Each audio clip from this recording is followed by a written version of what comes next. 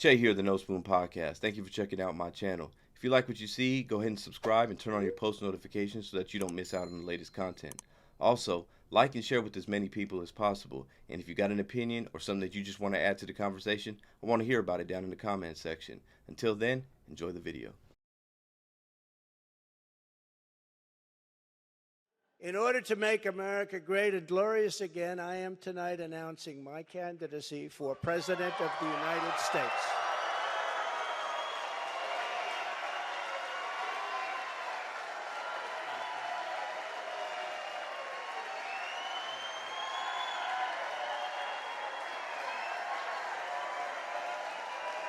So there you have it. Trump is back. He's running for president 2024. This move surprises nobody. We all saw this coming. It was only a matter of time. And once he said the other day that he was going to make his announcement and he set the date for it, we all knew what it was. I mean, even before he came out, he had the Trump 2024 on, the podium. So this is no surprise. It was no secret that he was running, and here he is. He's running. I mean, he's going to be he threw his hat in the ring. I mean, we all knew this was happening, right? I'm going to get into it, break it down, give you my thoughts. Before I do so, go ahead and subscribe to this channel. Also, smash the like button. Share this with as many people as possible. Your support is definitely appreciated and definitely needed, right? Especially with this video. Like, I'm going to say some things that probably they're gonna ruffle some feathers, and who knows how the powers that be are gonna take to it, but it is what it is. It's whatever, right? I just want to talk about this situation, and I think because there's a lot of people that are happy, there's a lot of people that are upset. You see the mainstream media is going crazy, and then there's the MAGA crowd is re-energized. They've been given a injection of life.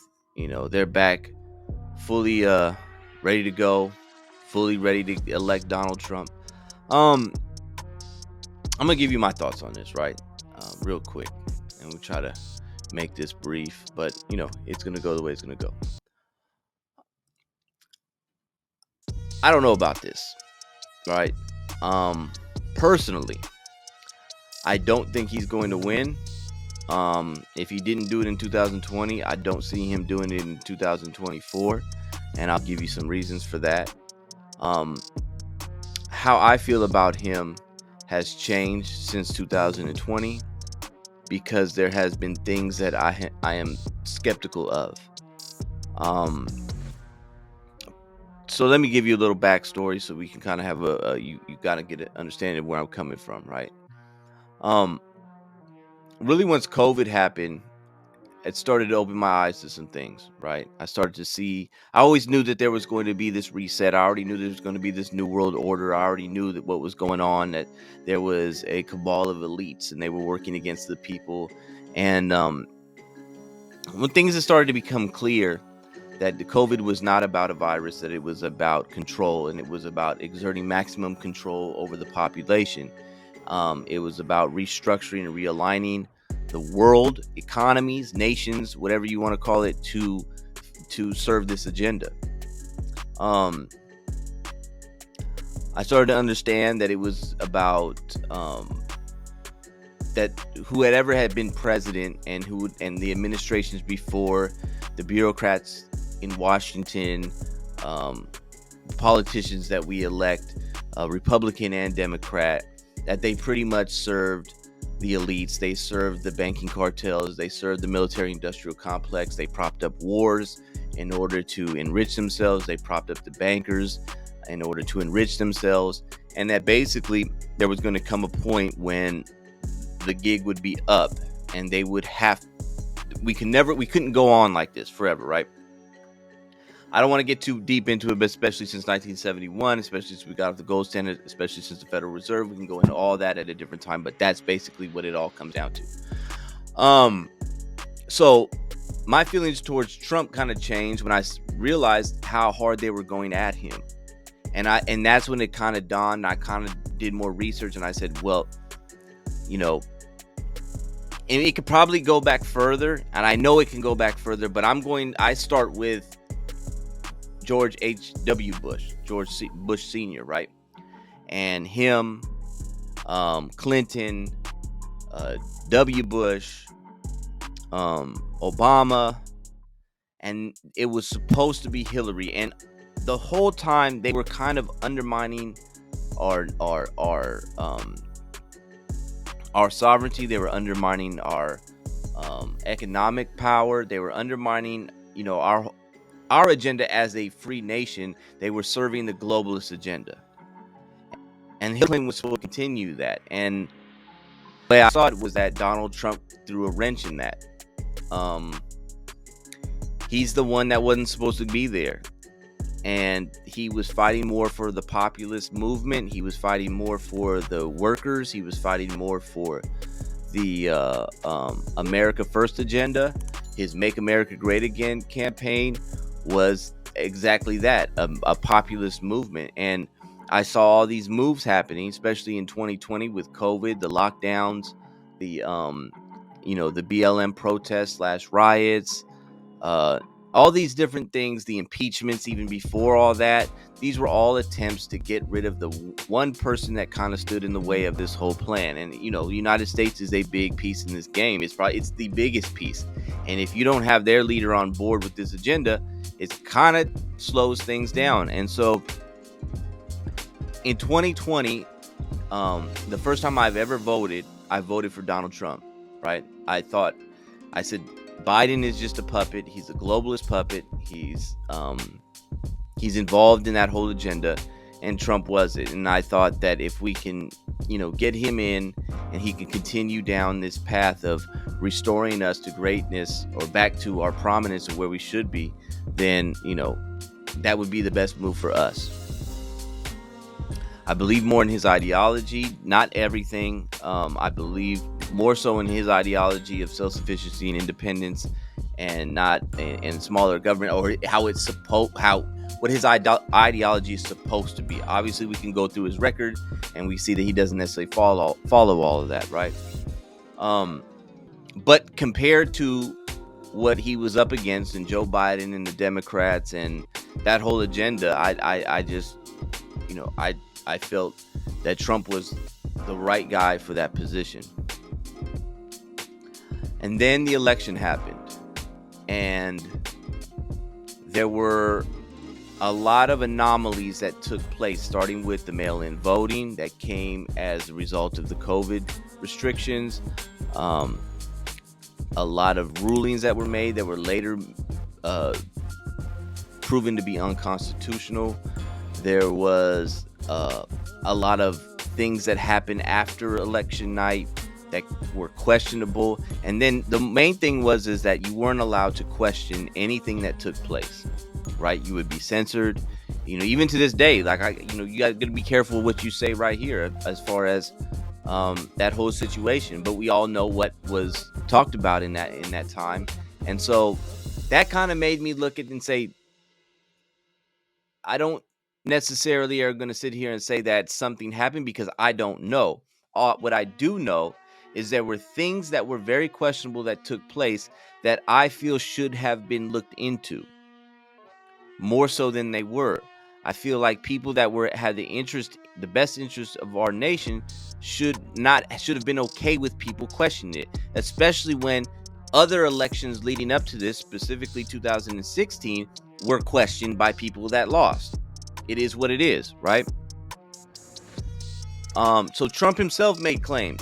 He said that that he said a lot of things. He promised a lot of evidence. He said that there was evidence, overwhelming evidence, that was going to prove that. His lawyers, Lynn Wood, Sidney Powell, even Rudy Giuliani, they said that there was evidence of this. We never saw that evidence. Now, whether you want to say that evidence was never allowed to be put out there, I'm just saying the fact is we never saw the evidence, right?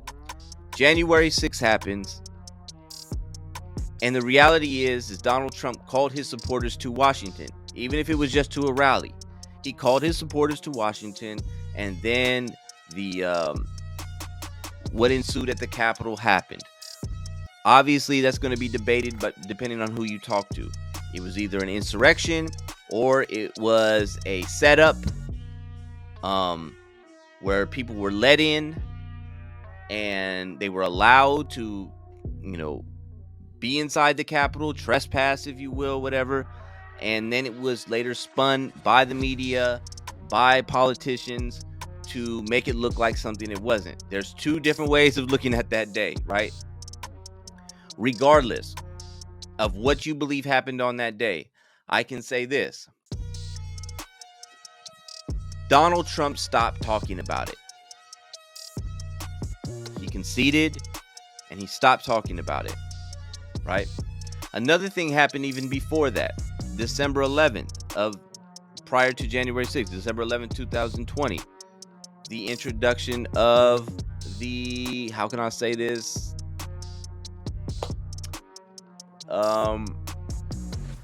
Let's just say the COVID preventative measure was introduced in record time under his watch, Operation Warp Speed.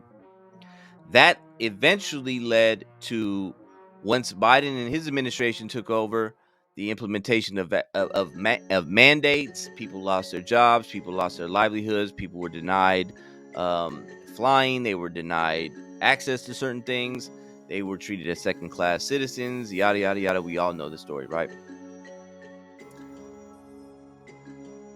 Here's the thing.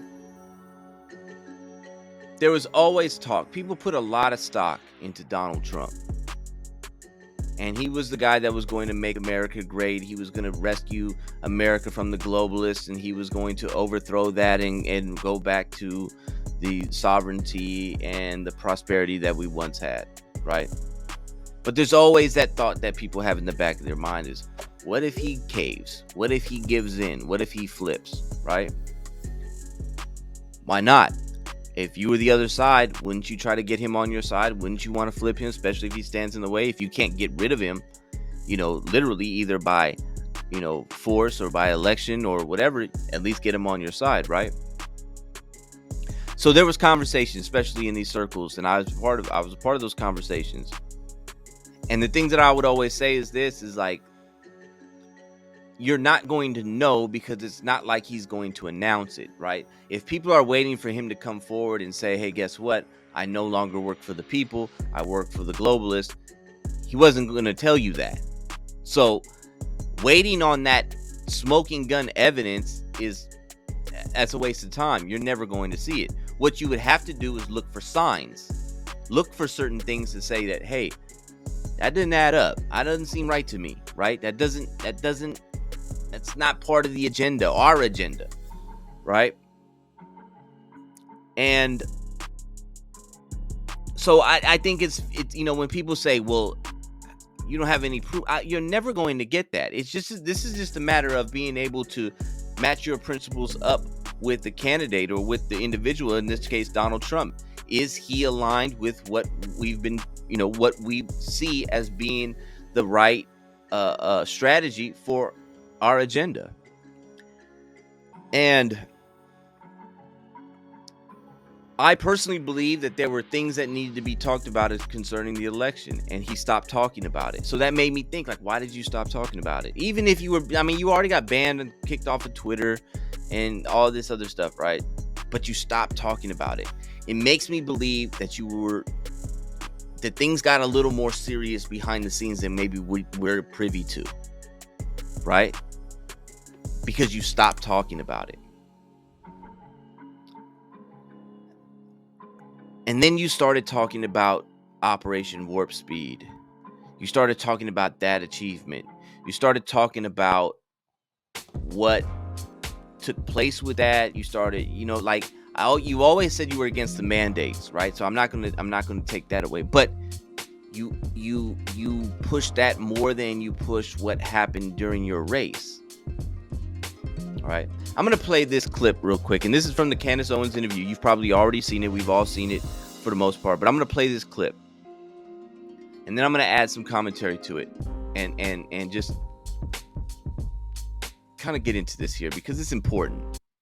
We see the corruption, right? It doesn't seem like anybody ever pays for the corruption. And right now we're seeing corruption live, even in terms of big pharma, which is a huge topic on the minds of mothers, especially. You're seeing what's happening at these school board meetings. Where do you stand on these vaccine mandates? And obviously, I know that you are pro-vaccine. Obviously, you did everything you could to get this vaccine out. I know where you stand on the vaccine. It was one of the greatest achievements. We did it in less than 9 months. To be able to do that. But now it's taken a twist, right? It's gotten, now we went from, this is a good thing and people should have this option, to military men, you're going to have to resign because you're not getting this vaccine. Where do you stand on that? Well, I stand on, forget about the mandates, that people have to have their freedom. But at the same time, the vaccine is one of the greatest achievements of mankind.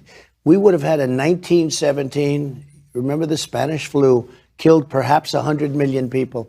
Actually, it ended the First World War because the soldiers were so, a lot of people don't know that. The soldiers got so sick. It was a terrible thing. There were no vaccines. There was no anything. I came up with a vaccine, with 3 vaccines. All are very, very good.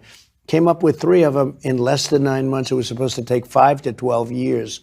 And yet more people have died under COVID this year, by the way, under Joe Biden, than under you. And more people took the vaccine this year. So people are questioning how... Well, no, the vaccine worked, but some people aren't taking it. The ones that get very sick and go to the hospital are the ones that don't take the vaccine. But it's still their choice. And if you take the vaccine, you're protected. Look, the results of the vaccine are very good. And if you do get it, it's a very minor form. People aren't dying when they take the vaccine. What about the masking of children? Here's my thing with that, right? He's saying that it works. You're not going to get... You're going to get a mild form. People aren't dying. And we all know that that's not true. Right? My thing is this, man. If that was Anthony Fauci, if that was Joe Biden, if that was Jen Psaki, if that was Rachel Maddow, if that was Joy Reid, you would be saying, liar, you're lying, all these different things. You know, but when he says it, everybody gets quiet. They overlook it. They have an excuse. They say, well, he had to do that. I'm just saying, it's right there. Like, I mean, let's just look at it from an objective point of view. We know that that is not true, and there's a lot of evidence that have come out to say that it's not true, and yet, you know, that was almost a year ago, but he still hasn't gone back and said, hey, well, wait a minute, man, there's some things that maybe we should have looked into, or, you know, maybe we pushed this out too fast, or, you know, hey, you know, that wasn't supposed to... You know, all he said is, yeah, people have to have their freedoms, but this was the greatest achievement of mankind, and this, and it's kind of like, bro, that really did some things, though. That really caused some problems there, and you know, you don't speak out against the pharmaceutical companies, and here's the thing with that. And then in his speech yesterday, he said that he would implement the death penalty for drug dealers. Right now, I get it because I understand that the impact that drugs has on the community, has on people's lives. It destroys lives. It destroys families. Yes, it does, right? But there's another component to it, right? And the other component is that you have these pharmaceutical companies that are willfully and more than willfully writing prescriptions that are getting people addicted, that are sending them to the illegal drugs. So are you going to implement a death penalty for Pfizer, for Moderna, for these big pharma companies? Is there a death penalty for them? But the problem is they don't even have liability in their products. They don't. So I get when you're saying with the sentiments of what you're saying, but at the same time, what you're not saying nothing about them. So it's only the state sponsored drugs that are the problem. It's only those.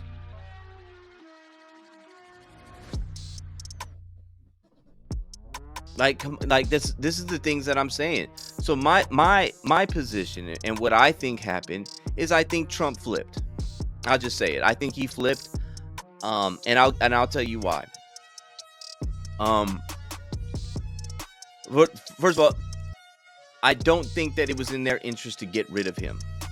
And the reason I say it's not in their interest to get rid of him is because if you get rid of Trump, then you don't know who else is out there. You don't know about me and you and everybody else.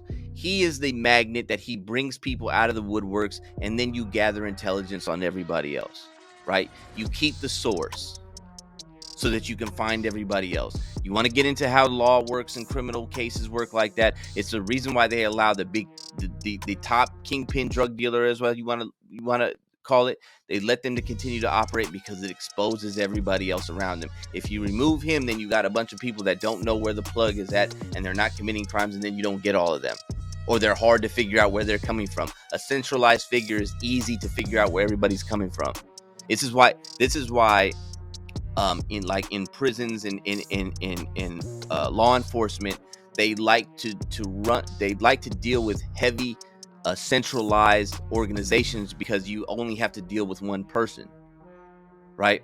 Like in prison, they like to deal with the gangs or the races that are structured in a way where it's very heavily centralized, so that if they have to get a message and to control this whole population, they only have to convince one instead of convincing each and every person, right? So Trump is that person where he's a centralized figure. He draws everybody out.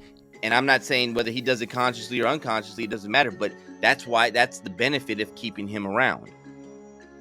The other thing that I look at, and I say, he stopped talking about, what happened during his election, which is a big red flag, because if you know that it's there, if you know that it's the evidence is there, whether you can get it into court or not, it doesn't matter. At least you can say it. At least there's ways you can get it out to the people and let it be known, but you haven't done that. We haven't seen any of that. So I personally believe that January 6th got real, right? I know how this game goes as far as how law enforcement works, how criminal cases go. It's very easy to pin things on people, especially when you are connected to a quote-unquote crime, right? The reality is, you called people to DC, and then people in DC did something. They committed a crime. However you want to spin that, however you want to trump that up, that's on you as the government, that's on you as the state. I believe they could do that. I believe they also could have implemented his family, right? I just think that was enough. You got to remember something, man. Trump wasn't born into this. I'll give you an example. I knew a guy one time, right? He was a very, very high ranking member of a very powerful criminal organization, right? Very high ranking. He had 2 life sentences. He had an indeterminate shoe program, which means he was going to die alone, and that was it. He was done. They did the most that they can do to him outside of the death penalty, right? He was still doing things. He was still running things, right? Because there's ways to do things, right? So what did the state do? They got his family. They started using letters that he was writing to his daughter and saying, look, these are codes. We got an expert over here who's going to come in and testify and say that you are giving codes. You are speaking in codes in these letters to your daughter and directing criminal activity. So what they do? Feds hit her house, arrested her, put her in federal detention. CPS, Child Protective Services, comes, takes her kids from her, his grandkids, moves him to foster care. She's sitting in federal detention facing a life sentence, RICO Act, all this stuff. They go to him and say, start talking, or this is what's happening, right? So he started talking. Now, this is somebody who was born into that. This is somebody who his family was involved in this. The script for him since he was a little kid was, you are going to go to prison, possibly for the rest of your life. You're going to stay solid. You're not going to give the state anything. You're going to do your life sentence like a gangster and take it on the chin. That's what you were going to do. That was embedded in his mind since he was a child. His whole family subscribed to that ideology, right? Everything that he ever known subscribed to that ideology. But once they got his kids involved, once his grandkids got involved, he folded. Donald Trump didn't grow up that way. I don't see that Fred Trump taught Donald Trump and telling him that one day you would be under pressure. Yeah, everybody wants to give everything for their country and they love their country, and I'm not saying that he doesn't, but consequences get real, situations get real, and you start to see certain things and what you can tolerate and what you can't. And if you weren't brought up in that type of manner, it's hard to deal with it. When they start telling you, we're going to get your family, we're going to do this, we're going to do that, I could see him saying, hey, look, I'm cool. Don't worry. What do you need me to do? Because I'm not doing all that. Yeah, he has lawyers. Yeah, he can do a bunch of things. But would you see how bad they were against him? You see how the whole system turned against him, how federal judges didn't even want to hear his case, right? So he started looking and started going, man, I don't have no recourse here. This is just how I'm looking at this, right? And then you stop talking about something, and then you start talking about this other thing that they benefited from, that worked into their favor of exerting more control, exerting more globalist power. You know, all that stuff kind of plays a part. And I kind of start to look at it and I go, I don't know, man. It's not like he was going to come out and announce it. You know what I mean? I'm just being honest here. And then just recently he had the attacks on DeSantis for no reason. And then people were saying, well, you know, the media is trying to spin this, but he initiated that. Let's be honest here. He initiated that. He didn't have to talk about how he got more votes in Florida than Ron DeSantis. What purpose did that serve? If you're talking about the media trying to divide the right, divide the conservative movement and all that stuff, they didn't say anything about that until Donald Trump gave them the ammunition to do so. He did. So I know there's a lot of people that they're really hopeful of another Trump presidency. And then, you know, the other thing is, you know, if you felt like you were cheated in the last election and nothing has changed, what makes you think you're going to win this one? Do you think that if they said, hey, in 2020, we cannot let Donald Trump win and we'll do whatever we takes by any means necessary to make sure he doesn't win, do you think in 2024 they're going to say, well, let's let it be fair? I mean, that's just my take. I mean, that's just how I see it, right? I mean, I could be wrong, and maybe you see it differently. Maybe you got different suggestions, and I get it. And I know a lot of people are going to go, you know, because everybody's doing that now. Oh, all these people turning on Trump. But nobody wants to say that Trump turned on the agenda. Nobody wants to admit that. I'm not with what he put together and he's called the greatest achievement in man. I'm not with all that. I never have been. Even before it came out, I said, I'm not with all that. So why would I then praise the guy that introduced all that? Don't talk to me about death penalty for drug dealers if you're not going to talk about the biggest drug dealers that have a lobby right there in DC. No liability, not criminal liability, but drug dealers for the guy selling heroin, but not the one that's prescribing Oxycontin, methadone, morphine. So that's, I mean, I have an issue with that. I do, and I look at this and I say this, because so many people are enthusiastic and they're putting they're putting so much faith in this guy. That's exactly what you want people to be, waiting for a savior. Now I'm like this. Here's what I'm gonna say. I'm not saying vote for Biden. Obviously, I'm not saying vote for DeSantis. I'm not saying anything. I think this is just my analysis.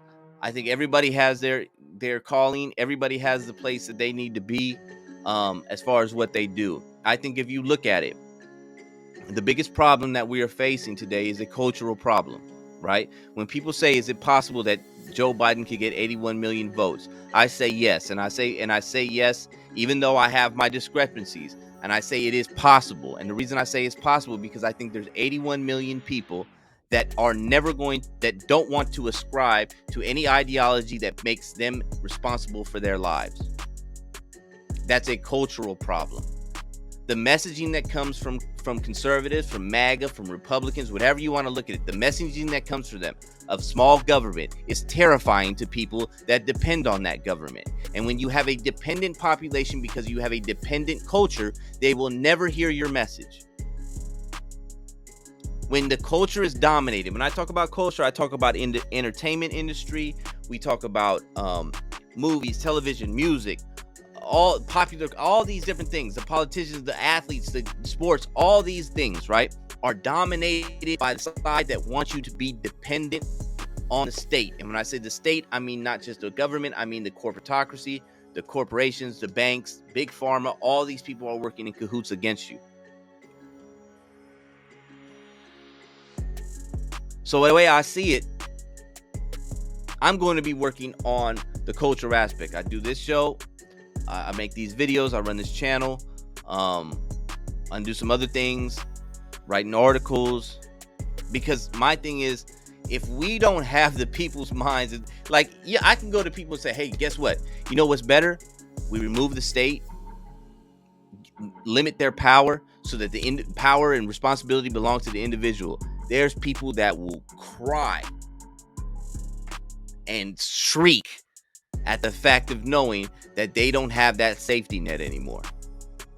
We don't have a independent-minded people to preach independence to. You have a dependent people. This is why people don't want to vote for you. It's not because not necessarily because your messaging is bad. It's not because you don't have good candidates. It's because they are weak, dependent, docile people. And until we start to change that culture, there's never going to be a win for anybody that seeks to do anything different. These people are looking for a daddy, somebody to take care of them.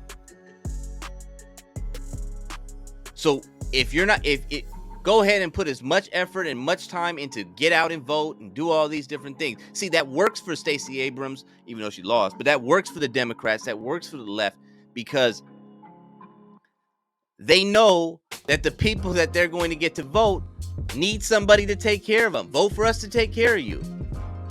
If we go and do the same thing and say, hey, vote for us. Why? So we don't take, so you can take care of yourself. Oh, no. Where's the guy that says that he was going to take care of me? I want to vote for him. You see what I'm saying? There's a cultural disconnect there. So you want to go ahead and push the voting thing and say we need to get Trump in 2024 or DeSantis in 2024 or whatever it is. I don't care, right? That's not my fight. My fight is the culture. My fight is to try to get people to wake up to understanding that there's a potential that's latent within inside of you that you need to realize, and that you can achieve great things. Politics will line up. Politics is downstream from culture, as Andrew Breitbart said. That means culture influences politics. So I know, like I said, people will they'll be upset with this. They'll disagree with me. All of that, right? And I'm open to all of that, like I do all the time. Leave a comment. Do what you got to do. I'm not tripping. But subscribe to the channel. Like it. Share it with as many people. Disagree with it if you do so. Agree with it if you do. I don't know. Let's have a conversation. Let's have the dialogue. I'm always open to it. But till then, my name is Chase. No Spoon Podcast.